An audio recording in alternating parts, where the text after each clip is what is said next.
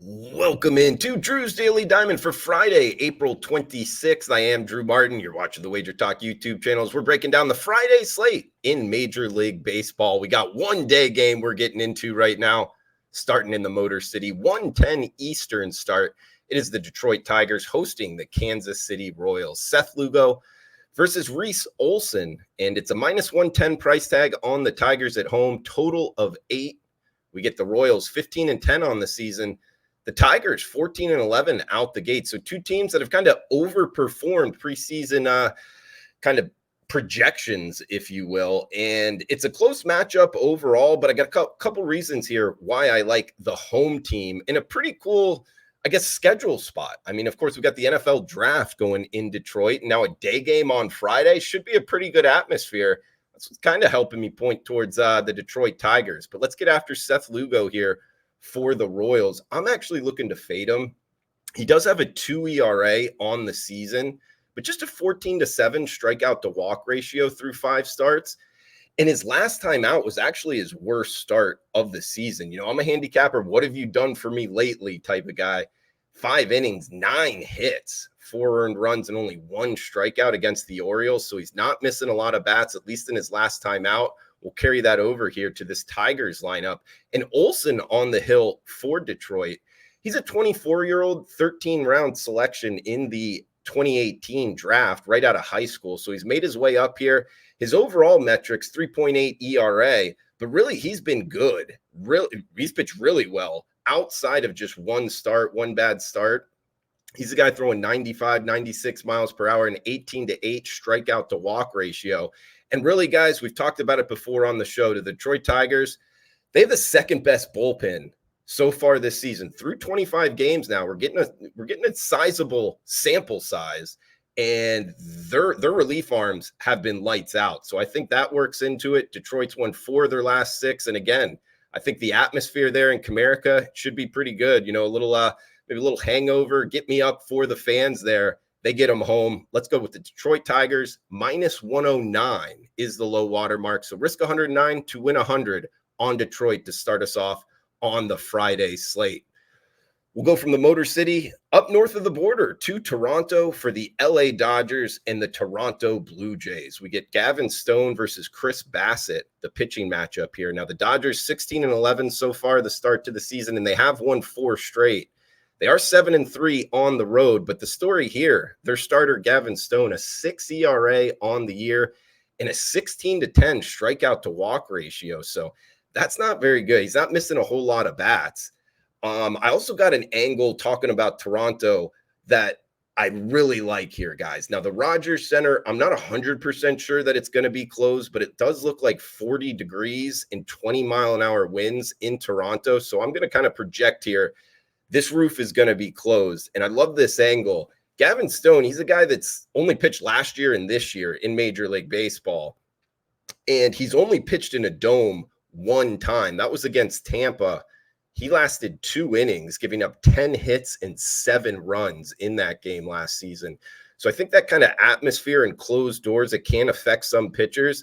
That's why I like Toronto here, guys. +108. Chris Bassett on the hill for the Jays. And he's gotten better as the season's gone on. He's only given up 4 earned runs in his last 18 innings pitched. He did go against a good Yankees lineup, 6.1 innings, only letting up 1 earned run a couple starts ago. So we might see something similar here from Bassett and the Jays. And last thing on the Jays, yes, they are only 13-12 so far this season, but they're 10-9 against teams over 500 so far. So they've played decently against teams that are over 500, have won more games than they've lost. It also points us towards strength of schedule. 19 of their 25 games so far this season have been against teams playing over 500 balls. So their strength of schedule is probably one of the most difficult, if not the most difficult, in all of Major League Baseball. I think that points us towards they're a little bit better team than their record says.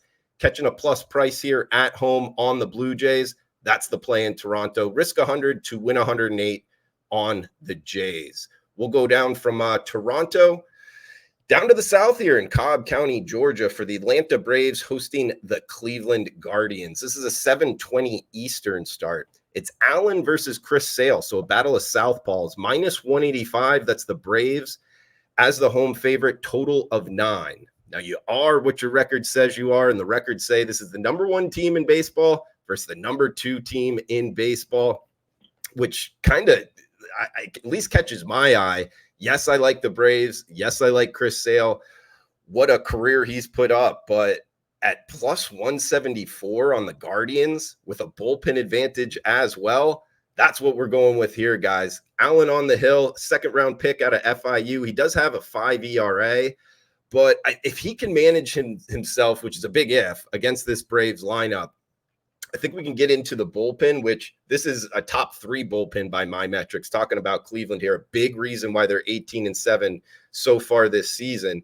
Going up against the Braves lineup is going to be a big if. And Chris Sale on the hill, look, he has a 4.3 ERA so far this season. So in years past, he's been a little bit more dominant. Not sure that he's going to be as dominant against the number 1 lineup against lefties so far. Cleveland has over a 140 weighted runs created plus team OPS against lefties.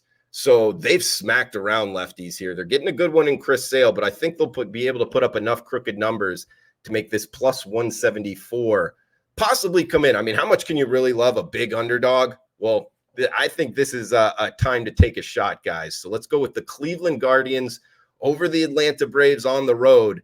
Yes, it's about betting teams, but it's also about betting numbers. Plus 174, risk 100 to win 174 on the Guardians in the ATL. Moving down the list here, guys, we got Cincinnati at Texas up next as we'll head to Arlington for Eovaldi versus Ashcraft, the starting pitching matchup here. Total of 9, minus 160. That is Texas as the home favorite. I like the Rangers here. You can get them as low as minus 157. They are staying home off of a weekday homestand, now a weekend homestand. Kind of always look for that, how these teams are traveling. Eovaldi, 3.30 ERA. His last time out, he did have 6 walks, but it was against the Braves. We just talked about, that Braves lineup, how good they really are. He has been good, 20 innings, 3 earned runs against the lineups of Oakland, Tampa, and the Chicago Cubs. So I would put Cincinnati more in that category. So I think he's able to kind of manage his way 6 or 7 innings here for the Rangers. And Ashcraft on the other side, the red starter, over a 5 ERA, gave up 5 earned runs and 3 walks last time out against the Angels. So I think he's going to have a tough time here against former World Series champions. I know Texas is just 13 500 ball out the gate, but they've smashed righties, top 5 lineup against righties. So, hey, it's a little bit pricey, but minus 157, risk 157 to win 100 on the Texas Rangers in Arlington.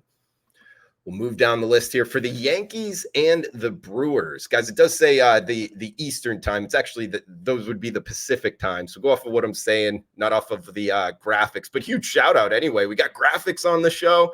Huge shout out to everybody smashing that like button and commenting below. Let me know your MLB picks and where you agree, where you disagree, where you're watching from.